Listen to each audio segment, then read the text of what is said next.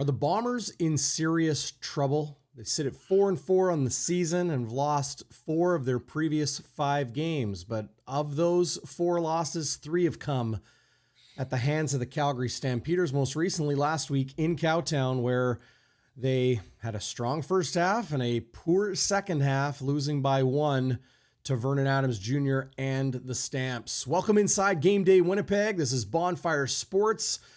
Chris Walby, the GOAT, even though I like to call you the old dog sometimes. Chris, old dog is better. Yeah.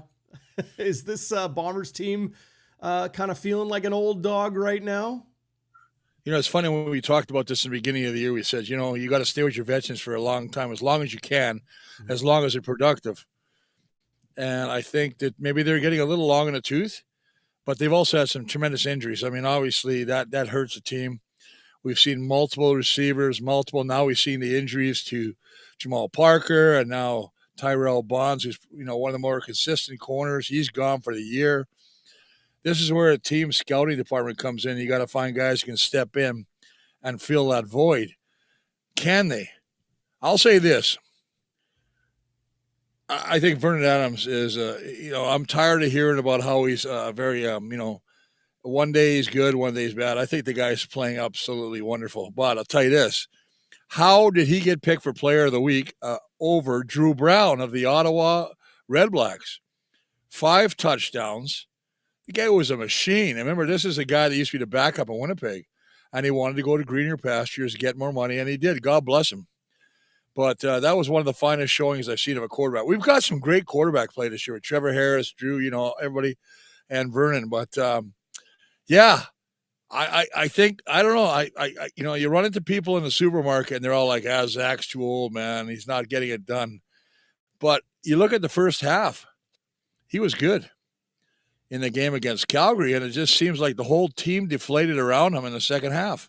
They got away from what they were using, and they were using a lot of Brady. It was Brady catching the ball, which we said the last show we did, we made a point of saying that this guy should have way more catches. And they fed him the ball both in the air and on the ground. What do you have, 160 in the first half combined? Yeah, and they got away from the second half now. Didn't have one touch in the second half. Not one touch. That all right? Now, is that an adjustment by Calgary's defense? Probably a little bit, right? Let me cut to the chase, Chris. Sorry to interrupt. Right. Let me cut right to it. Was it the offense failing to continue what they were doing in the first half into that second half, or was it the defense, the big play that was more of a concern? Because you mentioned some of those injuries. I fear right now this Bombers defense trying to get their legs underneath them, especially on the back end, and now Bonds out for the season and Parker down, and they're in trouble. DB, think about this now. Both of your corners are rookies. You got Dexter on one side, and you got Trey on the other side. You don't think that there's some great opportunities for Dru Brown to take a look at this now? I just think that Vival's, he's a hell of a returner, and he's got, he's played a few games where he comes in when there's an injury or a void and he has to fill up a spot, but is he that guy? Well, he's going to have to be. Now, I know they dressed number 0, Cam. I believe it's Cam Allen. That's right. He's a rookie out of, I wrote it down where he's out of Purdue, who set some kind of team record for tackle. He was 5 years there. He was on that long degree program. Anyway, you got to remember, there's the pandemic, Chris. Oh, you know what? Apologies to Cam's family. I know I'm not on the Christmas card list, but love you anyway. Yeah, you're right. I forgot about that, man. I really did. But you are a beauty, Chris. I love you, brother. I'll say this though. He's a 6'1" guy out of Purdue, so I like the size. And I got a feeling he's going to get some action. I really do.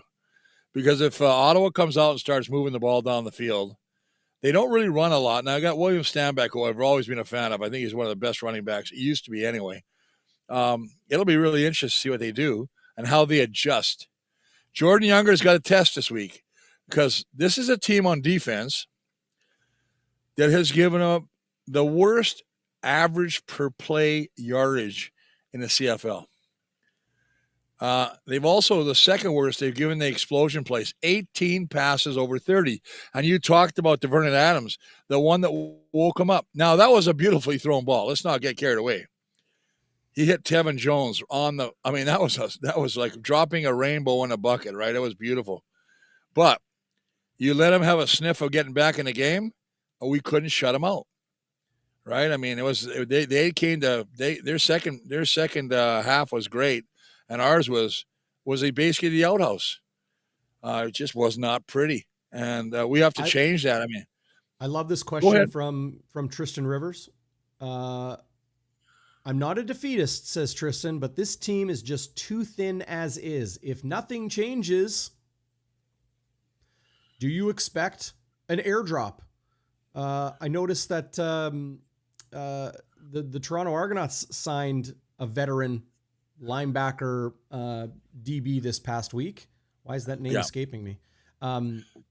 He was cut by somebody else and he got picked up right away. Yeah, but a guy that's been in the league a long time. Gosh, Yeah. I'll remember. But anyway, you usually get those mental blocks, which is okay because I mean you got a lot on your, with your Sea Bears and everybody else. But hey, listen, I'll say this: I agree with that comment. I think they're, the NFLs are going to making their cuts. Exhibition season's on. A lot of guys the Bombers need some veterans. They need some veterans. They got young guys. They need veterans. Okay, can I ask you? Okay, so I'll tell you what. If they get veterans, how do you get a veteran? You got to trade a veteran. You got to trade somebody. They cut. It was really sad to see Mike Benson. The long snapper for a long time for the Bombers. Yeah, and he got. And you know what I always said? Yep. Yeah, that's right. Hey, congratulations to the Rifle, by the way. Huge win. Isn't that something? Up. Yeah, I know. I was pretty happy when I saw that. Good way to go, Jordy. Well, I think that's great. But yeah, I think what happens a lot of times when you bring these new guys in, or you got to trade somebody. Mike Benson is still a good snapper, but it just told me again, an injury opens the door for somebody else. And Ian LaRue came in and took that job. He wasn't going to lose it. He wasn't going to lose it anymore. Yeah. So they had to make a decision. I don't know if it's salary based. I don't know what these long snappers make, but I think, this is the ugly part of football when we realize, in all honesty, it's a business. And as many, O'Shea loved Mike. I mean, those guys were buddies. Yeah. Can't come to the dance anymore. You get a little too old. And we got a young guy with fresh steps, and, he's a little John Travolta. He could do it. So, Brandon Dozier. Brandon Dozier was the veteran DB who the Argos signed. This is a guy that can play the dime. He can play safety. He can play halfback if you need him to. That would be, in my mind, that would have been the perfect addition to this team, because then you can bring Cramdy back off safety. You can add a veteran, a guy that is familiar with opposing offenses, the league, all of that. Even if you sign a veteran of the NFL, like a guy that played, bounced around the NFL for a few years, he's got to come up here and adjust to 12-man football. He's got learning to do. The waggle. They have the hardest part was a waggle, right? They don't understand that 5 yards and you can't have contact, right? But as I look at the Bombers depth chart and show everybody here one more time, this is how the Bombers defense is right now. Okay. They've got Griffin playing the Sam. They got Cramdy at safety. They got Cam Allen, who will make his CFL debut, backing him up, because we're going to see Cramdy come down and play that double dime with Griffin next to Jones and Wilson. Okay. Nichols, thank goodness. Holm, thank goodness. No issues there. But Trey Vavel is a rookie and a reserve DB. He starts at boundary corner. This is your most important defensive back position. Definitely the most important side of the field. Dexter Lawson Jr. Playing corner on the other side. Like this, Winnipeg has to find a way to either pressure Dru Brown, because I don't know if there's anybody in the CFL today, Chris. I don't know if there's anybody in the CFL who is more effective at downfield throws than Dru Brown. He is dangerous. What was he got? 12 touchdowns, 4 interceptions. He's had a lot of 400-plus games throwing the ball. It's funny. I was talking to the wife the other day, and she's like, why did we get rid of him? And I said, well, it's easy to say. Every hindsight's a wonderful thing. But, I mean, he wanted to get paid. And he got paid in Ottawa. And, God bless him. He's a good quarterback. I remember Zach talking about him saying, this guy's got a bright future, and he does. Well, let's be clear, though. Winnipeg decided to keep Zach Collaros over Dru Brown. It's that simple. Yeah. I would have done that both too. deserve starter money. Both deserve a starting opportunity. Well, he's Zach's still the highest paid in the CFL at that position. He's the number one at that position, 600 plus, whatever he's making. Yeah. And he's signed for another year, so he's up here for next year. But again, we talked about this before. It's not like the NFL where contracts are guaranteed, and you have, some of them do. They have a little bit in there they don't reveal. But it's not like the NFL where they, sign for millions and they got 30 million guaranteed. But if you're a bubble guy, if you're a long snapper, if you're, some of these guys that might come to the CFL, they're not getting any guaranteed money. They might have a roster bonus for making the team. Do you think they even advertise? I mean, I don't know what the long snapper status is. I'm just going back to Mike Benson and thinking to myself, what's the long snapper status in the CFL? Could they have, or did they even try to trade him? I would imagine they tried to trade him. Yeah, the CFL, I don't even like it. It's I know. That's what hard I'm to saying. trade a guy like that. And I don't mean like Mike Benson. I mean like a guy that's not multi-positional individual or multi-positional. All right, you know what I'm talking about. Yeah, he plays one position. So yeah, it's tough. I saw the big hugs I think on one of the websites, and he was, it's an emotional time for the guy. But you know what? We all have to leave. Of course, we all want to leave on our own terms. That's not to say he's not going to pop up somewhere. You never know. Injuries happen. We're only halfway through the year right now. But it will be interesting to see what we do. Your point, going back to what you said, the pressure is going to be paramount. If you we like to rush 3 sometimes, right? And cover 7, put 9 drop. But I don't know can you do that? I think you got to put a lot of pressure on Dru and force him into some situations, because I think if he sits back there, you got guys like Hardy, who I watched last week, 2 touchdowns and the winning touchdown against Toronto. You got Geno Lewis. What'd you say? Dud. You don't like him? Stud. Oh, I thought you said dud. I was going to go, man, give your head a shake. No, man, he's top 3 in the league. Oh yeah, 2 touchdowns last week too. That's what they say. They've got some players. Braylon Addison had a great first half last week.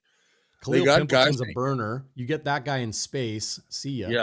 Yes. Well, not only as a returner, he reminds me. Yeah, they're all small but quick feet and speed and ability to break the first tackle. That's the thing. When I look at the Bombers, another thing I want to talk about your defense here, buddy. They give up the second most yak yards after catch. And that was the one game that I watched. I can't remember which one it was. Who did they play before Calgary? And they lost. They lost to Toronto and beat Toronto. Okay, so when they lost that first game to Toronto, I've never seen such poor tackling. Guys are breaking tackle, getting a first down. Breaking tackle, get 2nd and 1. They give it up 814 yak yards after a catch. It's the second worst in the league. You got to be able. I don't believe in it. I hate when people say, "Well, we're trying to go after the ball." Well, that's great if you have gang tackling, but somebody better secure that son of a gun, and then you go after the ball, rip the ball out. So I don't know, man. I looked at some of these stats, and I've watched every game a couple times just to kind of go back. I like watching the plays, the offensive line. I don't think the offensive line played very good. That Hutchings kid. Jalen Hutchings, defensive tackle for Calgary, is a freak. Yeah, number 12. Oh, my God. He was quick feet. The only thing that bothered me more was that Glenn Suter talked about him so much. I think he wanted to date him. It was like, oh, Jalen, meet me for dinner. No, he's a good football player. Let him be. But, yeah, I'm serious, man. They were steak. Hey, you want to buy a guy's steak? You want to buy a guy's steak? No, it's not that. It was like my TV was starting to sweat from all the slobber coming off. Might be those cold ones. Sweating. You got them out of the cooler. Yeah, I got a couple out of the cooler. It's a beautiful day. I can't do it. I love doing a game at the lake. This is my place. Yeah. You can hardly probably hear it, but there's some boats going by. It's sunny. I look in the sky. Beautiful. Not a cloud. And we've been blessed with great weather. And I think now they're calling for storm tomorrow in the game.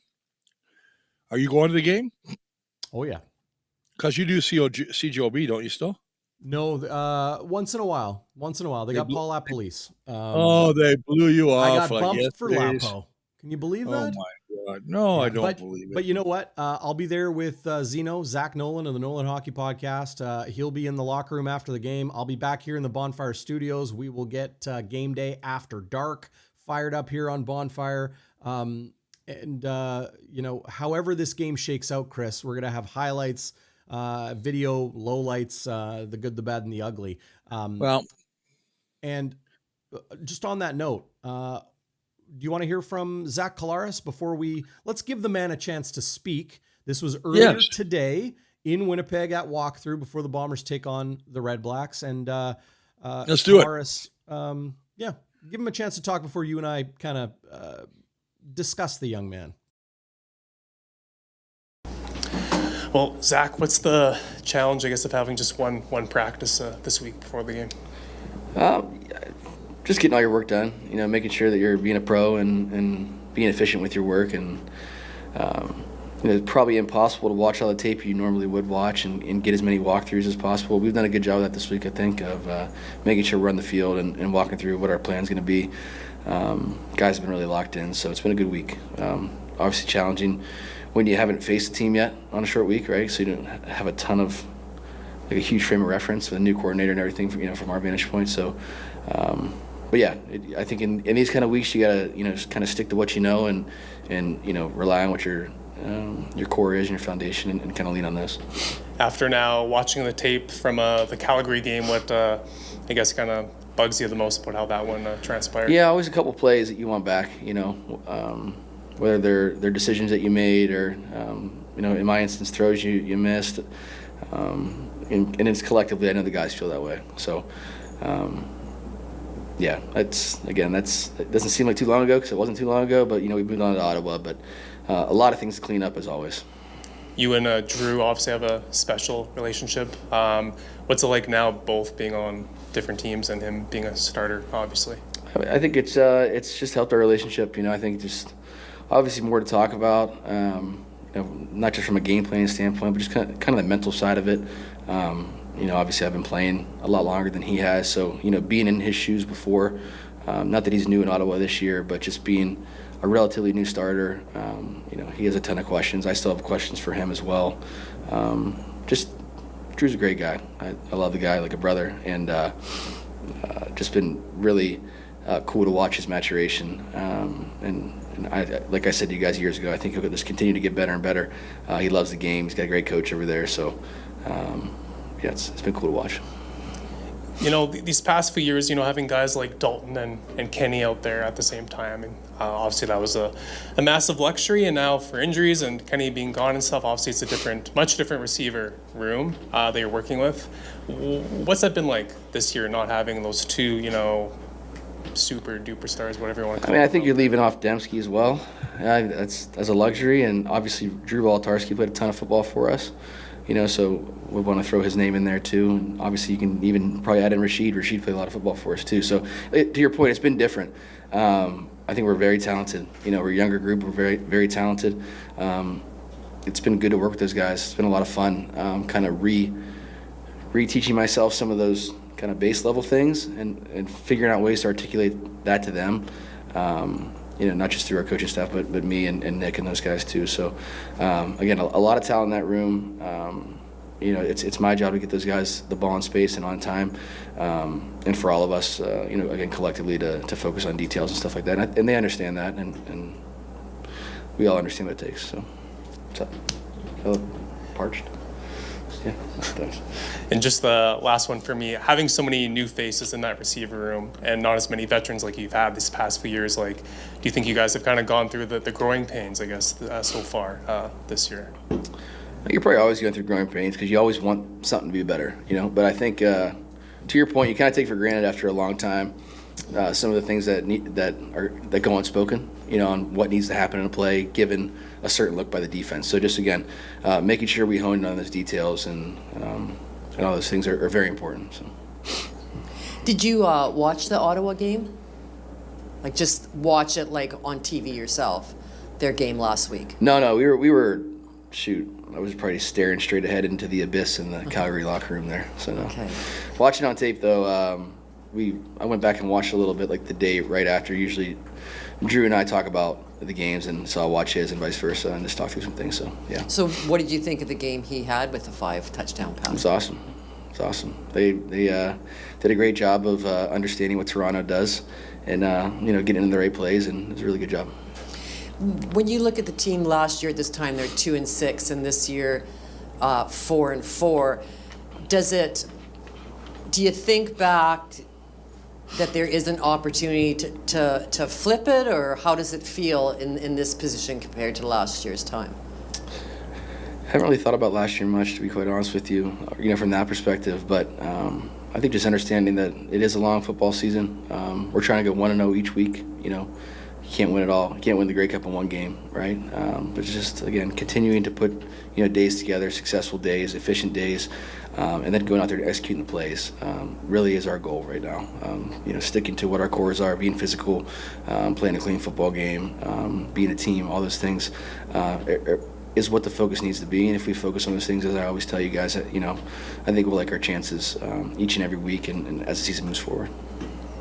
Sure. So there's Zach Collaros speaking earlier today during walkthrough at Princess Auto Stadium, where it'll be a 10th straight sellout at the Madhouse on Matheson. It will be 11 straight sellouts because they've sold their next home game, which is the Banjo Bowl, of course. But incredible.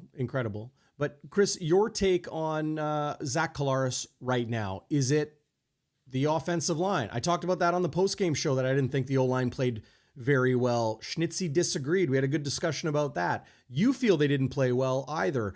Is it utilization of his arm, Brady Oliveira? Is it the talent around him? It's a combination. It's a combination of breakdowns, and every time you need to play, you got 12 men. All it takes is one to screw up. I watched Chris, the center, Kolonkowski got whipped on one play, just right in there. I was seeing even the all-star Bryant get hit.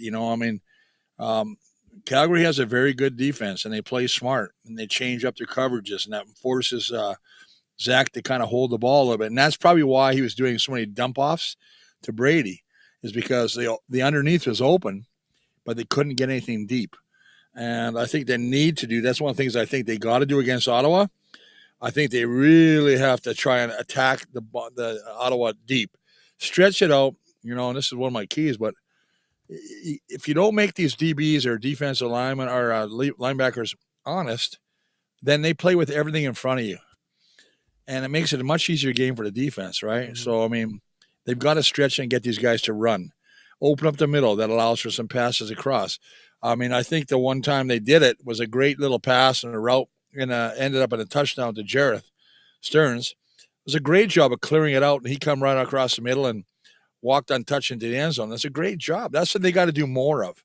I think Brady is a key. Brady's one key.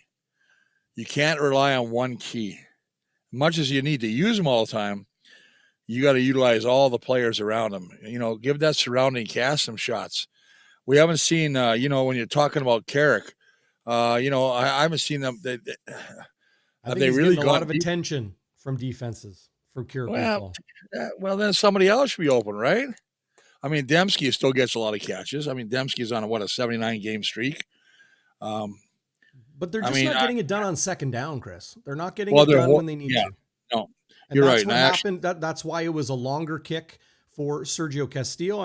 As in the words of my good friend Chris Walby often says, God bless him. 63-yard field goal is nothing to scoff at. Incredible. And one of the top performers this week as the kicker in the CFL. But they left a minute on the clock. Yeah. And some people talk about Castillo hitting the ball too hard, and then it put them at the 40-yard line for that final drive. That was a mistake. He even admitted it after the game. He hit it too pure. He was probably pretty jacked up after that 6. But that's not the problem. The problem is bully ball, killing the clock when you need to, and putting your team in position to not kick 63-yard field goals, but to score touchdowns and to kick manageable field goals that have a higher percentage of being made. And Winnipeg Like, is it Jason Hogan? Well, they're really going after him right now. I'm not sure yet because it seems like, but it can't be the changes because there hasn't been a whole lot of changes on the offense. Well, it's tweaked here and there every week, right? Yeah, a couple tweaks, but I mean, come on, man. I mean, I think they find something that works and they get away from it. They try and outsmart themselves. Like, you don't have to reinvent the wheel. But I also think you have to give the defense credit because they made adjustments to what Bombers were doing, and they kind of took away that underneath pattern, forcing Zach to hold the ball, and I think he got smashed up a couple times, right? So now he didn't throw an interception. I don't think they even had a turnover. I can't remember if they had a turnover. That was a good game from that way. But I still think when you're up 17-0, you should never lose. But then you look at Ottawa. Conversely, down 21-0. Yeah, 22. I turned it off, and I came back, and it was like what 22-19, and it was crazy. It was crazy. It was like back and forth. Whoever had the ball, and you see that Montreal. I mean, I'm going all over the place, but McLeod Bethel Thompson has been put on a 6th game. He's not hurt. He's gone. Sorry. You're saying he's just injured.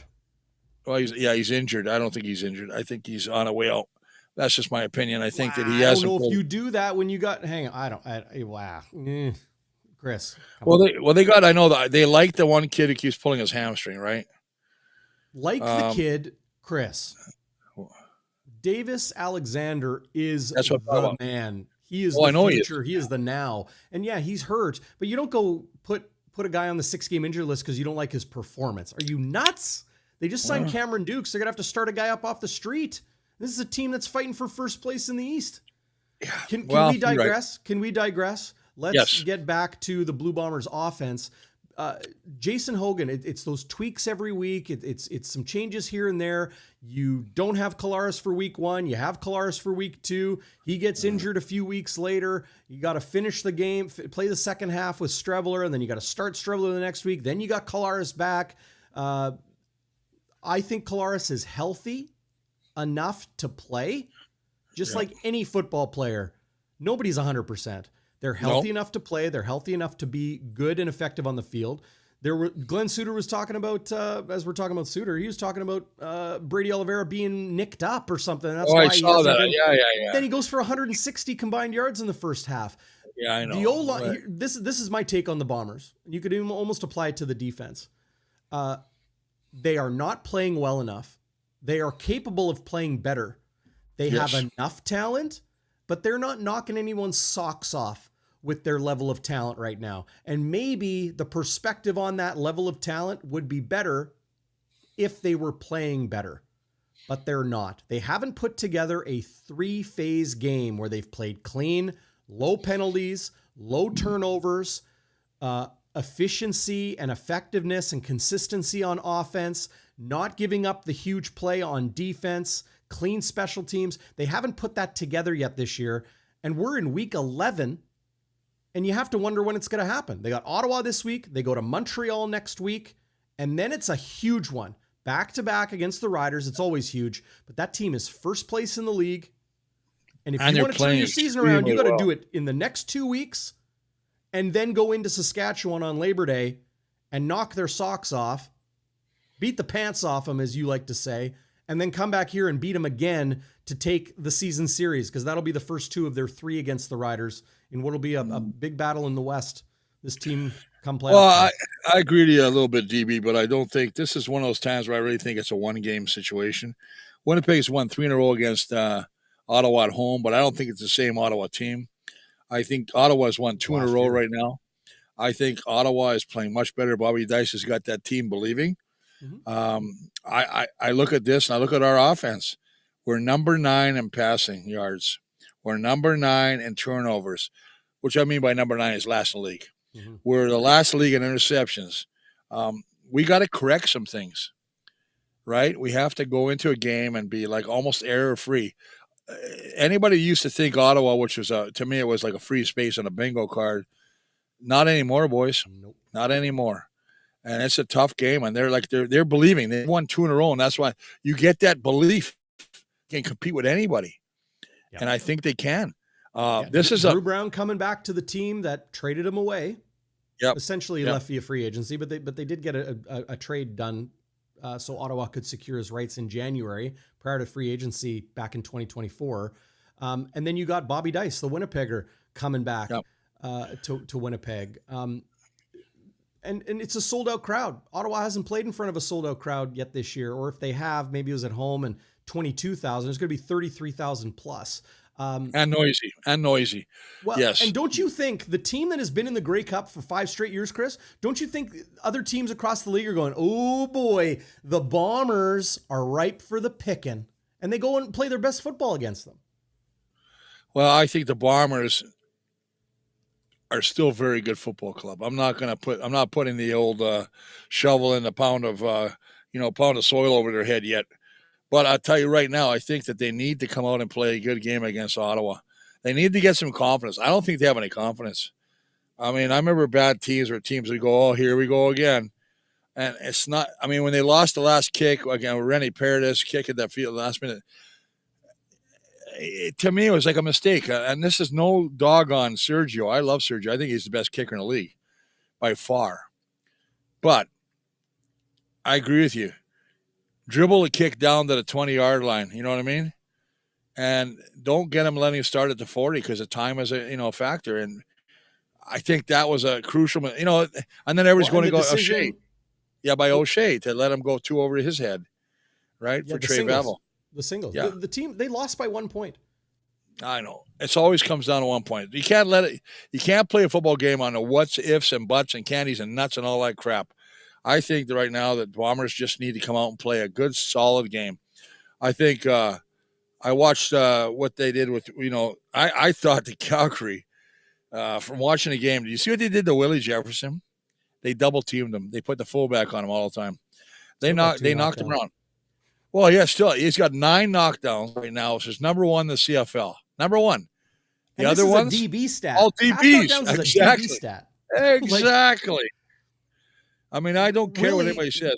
Willie gets 3, 4, 5 knockdowns in a game. That's a whole season for most D linemen. He's had 7 in the last 3 games. He is just a freak. I mean, you think he got him blocked, and he just anticipates the ball so well. But they're going to – and, I mean, I like James Waters. He's got a sack in the last 3 games. I think they're playing well. But I think they need to get some turnovers now because they're last – I think they're almost last in the league. Like takeaways. Take the ball away. But how do you do that with young just be number guys? 1. Well, you just got to be aggressive. Well, but aggressive is you were saying earlier, Chris. I'm going to hold you to account here. This is and I'm on the same page as you. But you said earlier, well, we were going for the football, so I missed the tackle. If you got a young guy, that's not aggressive. What's aggressive? Aggressive. That means you see the ball deep, play the guy properly. I mean, when I saw Jake Kelly, that was a panic move by him to interfere with the receiver, right? He pushed him. And he had good coverage on him. He didn't need to push him. Mm-hmm. Don't panic. Just do your job. Things will work out. I think I fully anticipate the Bombers. Well, this is a close one. But I really do think the Bombers are going to come out and play well tomorrow. I just have this feeling. And I don't know if it's because of Ottawa and the fact that Ottawa hasn't won here for so long, but they put up 46 points last week, which is the most they've ever put up since 1995. It's crazy. The RedBlacks. Yeah. Like that Ottawa franchise. And they did that in 3 quarters. Yeah. And they're a turnover ratio of giveaways, takeaways, 0. They're right at par. We're minus 11. We can't win games like that. You got to play smart football. Well, speaking of smart football, want to pull up this comment from Coach Fabs. I know you hate it when I interrupt you, Chris, but I got to keep the show rolling. Coach Fabs, this is Tyler Fabry, who does color commentary with myself on the Winnipeg Rifles broadcasts on CJFLTV.com. The only guy I know that may prepare as much as you do for football games, Chris, and you and I have called some Rifles games through the years. But he says less cover 2, more cover 0. So he thinks that you either so essentially, for those that don't know, cover 0 is no safety. So you either send that extra player towards the quarterback, you pass rush, or you overload the zone in other ways, right? Okay, well, Tyler's got a point. Cover 0 is you get your safety coming up.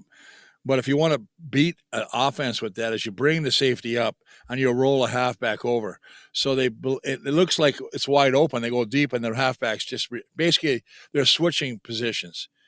Sometimes the quarterback keys on that number, whoever the safety is, and instead of just who it is. And so the safety comes up, they think, I got a freak going down the middle. And all of a sudden, the guy from the halfback who's rolled over to play that safety position now.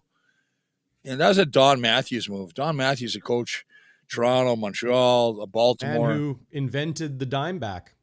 He was, he's the guy that said, we don't need a killer linebacker. We need a guy that can cover and come up in the box and make the tackle. Right. Don Matthews was so ahead of the game. He was so ahead of the game. I like Don. Don didn't like me. I mean, we had altercation. He called me. I wouldn't. No, I didn't. But I mean, it's not that. I mean, I was doing CBC and I was doing a game for him. And he, in the middle of the press conference, he says, Walby, are you drinking during the telecast? And I went, no, but Matthew, I said, Don, I think you got a bottle in that water bottle. These are some of the things you're doing. And we just looked at each other and then we started to laugh. But we had a good-natured, because when I first took CBC, he came over and talked to me and said, I'm glad you're doing it. We need your perspective. And I guess I had too much perspective because then he started getting angry.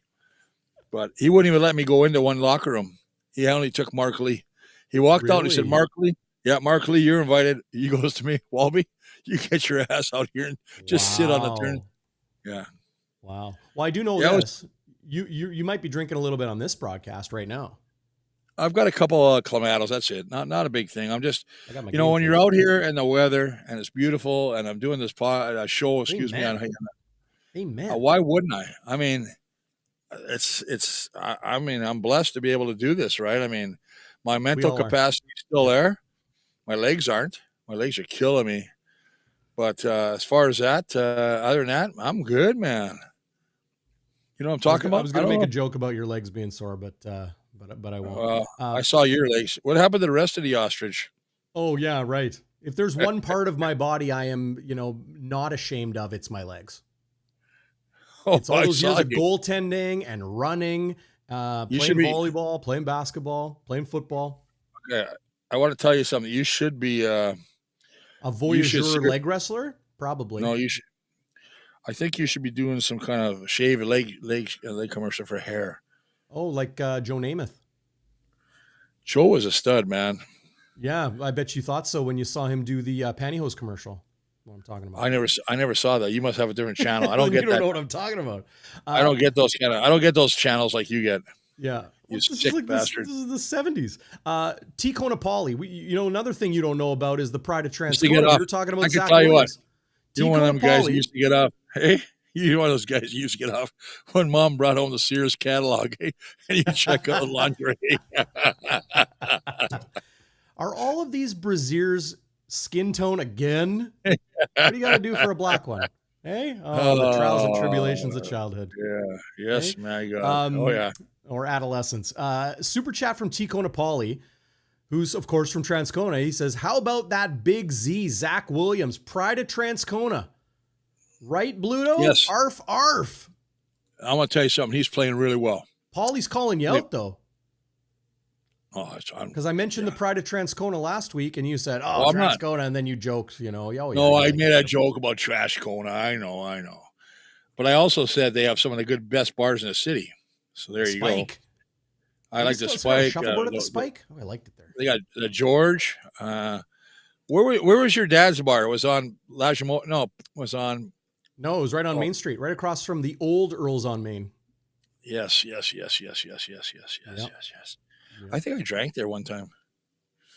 Did you know that one of the first, this is something that people don't know, the Winnipeg Hotel, the Red Boyne Room, was where one of the first meetings of the creation of the Canadian Football League, all of the Eastern Rugby Union, the Western Rugby Union, they all met in Winnipeg, and they sat down in the Red Boyne Room that my family owned for 50 years. And that's where they had early meetings for the creation of the Canadian Football League. And so I just want to say this. For those of you tuning in, not only do you get good football insights, but you get a little history lesson. Yeah, a little It's culture. it's a little culture. It's a beautiful thing, man. There I you wish go, I could brother. show you where I am right now, but I can't, so it doesn't matter. Well, yeah, and you had Luca there with you too. The big Yeah, Luca's brown walking beast. around. He's over there sniffing something. I don't know what he's doing. He's my big black lab. He's a good dog. I thought he Me was- and him were. Isn't he chocolate? Yeah. No, he's black. My last 2 dogs were chocolate. Yeah. I thought Luca was a chocolate lab. No, Luca's black. He's a black lab. Hey, Luke, come here. You want to come up? Come here. Want a cookie? Come here. Come here. Come here. Come here. Come. Come up. Up. Up. Oh, he doesn't want to come up. So how about we take a quick look at the Blue Bombers injury situation before we get into your keys to the game with the Bombers hosting the RedBlacks on Thursday night. So in this week, I pulled this up earlier, in this week is Cam Allen at safety. Terrell Bonds shared on his Instagram yesterday, and our own Zach Schnitzy tweeted his Instagram post. Terrell Bonds had surgery on his ACL. I don't think you'd be able to find it on his Instagram anymore because it was in his story that just last 24 hours. I know some fans were saying he took it down. I don't believe he did. But here's the Bombers' injury situation. They could use this guy. Canadian defensive tackle Cam Lawson will miss another game, remains on the 1 game. Peyton Logan, I mean, his return will be nice to maybe ease the workload on Trey Vavel, who says he's been playing DB and then returning kicks, staying on the field and returning kicks since he was 16, 17 years old. So nothing new for him. Jamal Parker on the 1 game injured list. Boy, they need him back ASAP. Starting offensive lineman American Micah Vanterpool on the 1 game injured list as well. There's Terrell Bonds, likely out for the season. Cody Case, likely out for the season. Maybe he can come back for playoffs, but very severely broken leg. What we saw on the broadcast a couple weeks ago. Eric Lofton, offensive lineman, remains on the 6 game. Enoch McConzo, I'm not sure. He was injured in training camp, Chris. I think it's like something upper body, torn muscle maybe. I'm not sure.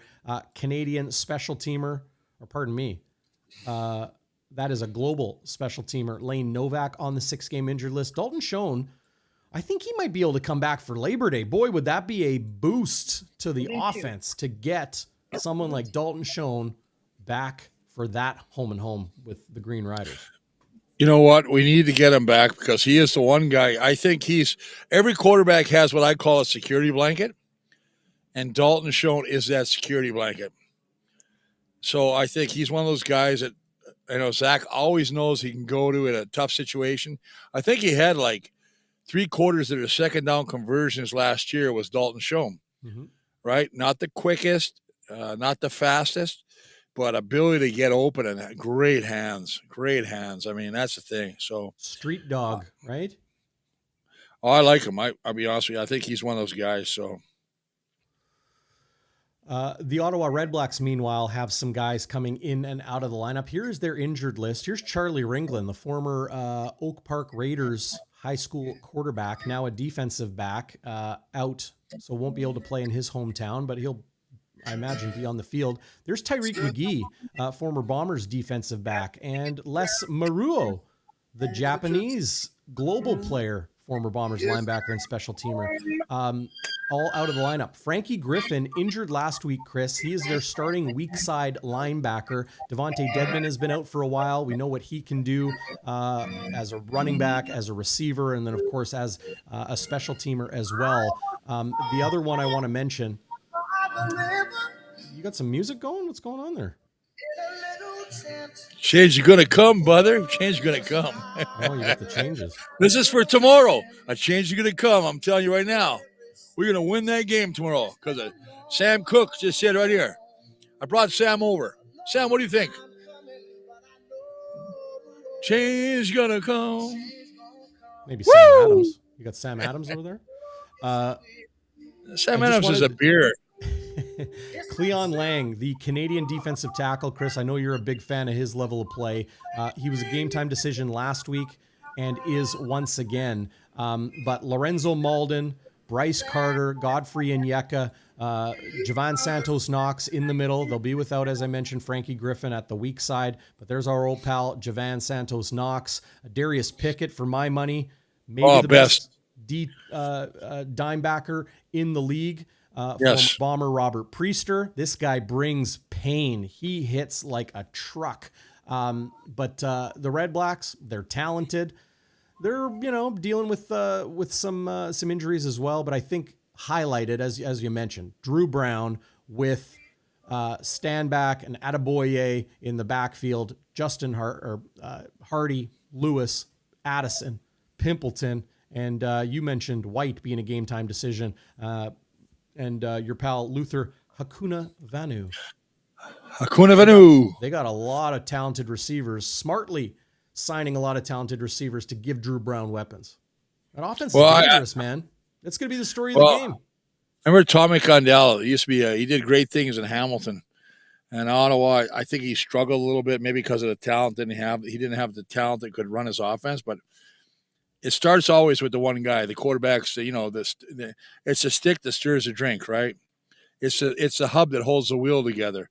Whatever analogy you want, but I think that he's got a lot of talent. Their defense, look at their defense. Well, yeah, they're pretty good. They're number 3 against the run, which is good, but the offense has only attacked the deep ball 7 times. They've only had 7 completions over 30-plus yards. Winnipeg. Will that play? Well, no, this is Ottawa. So I'm wondering if that plays into Winnipeg, because Winnipeg's just getting kicked in the rear end by the deep ball, giving up 18. 18! Come on, man. We talked about Jason Hogan, the offensive coordinator. What are your thoughts on Jordan Younger? I think Jordan was doing a really good job, but I think when you get injuries like he's had, especially when you talk about going to a game with 2 new corners. I mean, I still think the toughest job in the defensive backfield is halfback. And I think we're blessed having Evan Holm and Dietrich Nichols. But they have to communicate. So now Dexter Lawson has to communicate with Evan Holm, and Trey Vavel, who played the other side, now has to really kind of connect with Dietrich Nichols.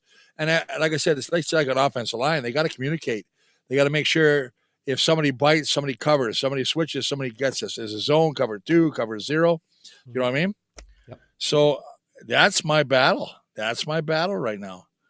I don't think he's doing a bad job. I think you got to work with what you got. You only got so many pieces, and you got to plug them in, and hopefully they can adapt and be successful at where they put them.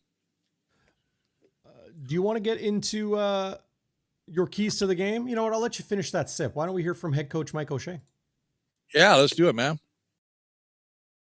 The walk through to do a little bit of extra work. I mean, a lot of changes for this week. I mean, just how do you feel about the impact of the injuries, especially to Terrell, and just how that secondary might hold up? I feel terrible for Butter. You need, once again, the same conversation every time football gets taken away from a guy, and it's what they love to do. And, they don't necessarily, it's not this way, but they don't feel as much a part of it, and that's too bad. But their teammates do a good job of keeping them involved. And then the changes, they're pro football players, right? They're going to step up, and they're going to make the most of their opportunity. But looks like both secondaries have a bunch of changes. Mm-hmm. Just wondering how you feel your depth. How would you describe your depth in the secondary compared to maybe other aspects of your team? Well, I mean, up until a couple weeks ago, it was probably pretty good. Point, yeah. So it just changes. It fluctuates throughout a season. Sure. But even a couple weeks ago, even when Jamal went down, you had to bring a guy in. You didn't have one here, so it just seemed like it was thinner there maybe than other areas. Yeah, once again, there's ebbs and flows throughout a season when you feel really good about the depth in one group, and then a short time later, you're trying to figure it out. So, I mean, it's nothing new. Are you guys actively kind of looking to bolster that area, or is it? Well, simply by numbers for practice, you have to. Yeah. What do you think of Dru Brown's last week? Yeah, it was a hell of a good week. I'm sure he's happy with it. Yeah. But he's a good competitive guy too. I'm sure there's a few plays that he wants to have back. Despite how good it was, everybody at this level wants something a little better, right? But I've said this all along when he was here, and he's a football junkie, right? So he's pouring through that film, or he doesn't even need to see the film. He knows everything that went on the game, every play, like a golfer and golf holes, I'm sure he's pretty pleased with some things and wanting to do something different in others. But yeah, I thought it was a pretty damn good game. Does that get some extra attention in the defensive meeting rooms then, that after a guy coming off a game like that? Or? I don't know if it's extra attention. Coaching-wise, you're breaking down the film, looking at the reasons why plays worked or didn't work, looking at the plays that may give us trouble based on what we do compared to what the other team did. It's more of an analysis. It's not, I don't know that it's talking about this guy's hot. No. I think it's more like, okay, here's why this worked. Here's what this may look like against us, blah, blah, blah, over and over again, yeah. If there's one thing you'd like to see from your team better? Just continued improvement, A little bit everywhere? Or something? Yeah, An everywhere. area? Of course, everywhere. Yeah, always. But like I said, you're not pinpointing a percentage or whatever. You just like for a mistake that happened last week not to show up again and just show that constant improvement, right? I thought for the most part we played decently. I think there were a couple plays that, as I said after the game, you make those plays, different outcomes on those plays.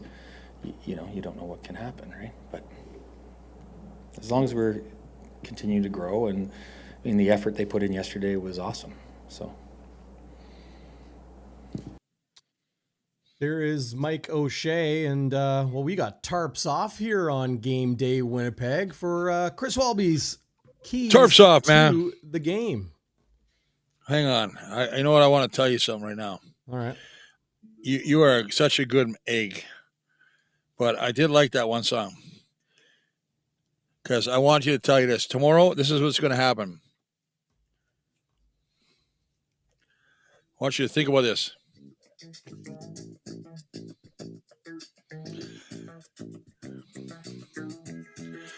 Okay. On offense, man, this is what's going to happen tomorrow. Get the killer instinct. Don't take your foot off the gas or the opponent's neck. Stretch the football field. I don't know why we don't. You know what? I love the little dink and dunk, but I think you got to make those guys run back. I said this earlier in the show. Get those DBs to respect the deep throw. On defense, you got to pressure Dru. Dru is really playing extremely well. 12 touchdowns, 4 interceptions. I think you have to really try and put pressure on him, because Trey Vavel and Dexter, are they able to play that corner position effectively against some good receivers that the RedBlacks have? And on special teams, lovely day, gonna be something tomorrow, lovely day. Pop the pimple.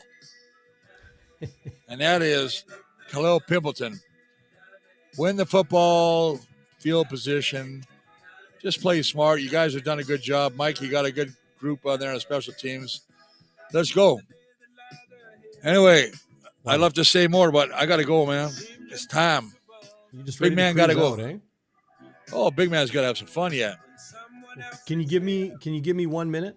Because I want to talk about Labor Day. Okay, I need to mention this for those that aren't initiated. The 1930 crew is the crew. This group you want to be a part of. We have just a couple spots left on one of our 2 buses. You got the Huss bus with WST. You got the Bonfire bus with myself and Schnitzer. There's Schnitzy right there in the middle of your screen. 1930 crew this year. We got a brand new VIP event for the crew on Saturday. Multiple party buses to keep the energy rolling. Branded swag bags. There's your team. Pat, Jeffrey, Tara. You can find more information on these guys on their socials at the 1930 crew or at the 1930crew.com. But you want to be on the bus to Regina for the Labor Day Classic. It's a fully loaded weekend designed to make it an unforgettable experience.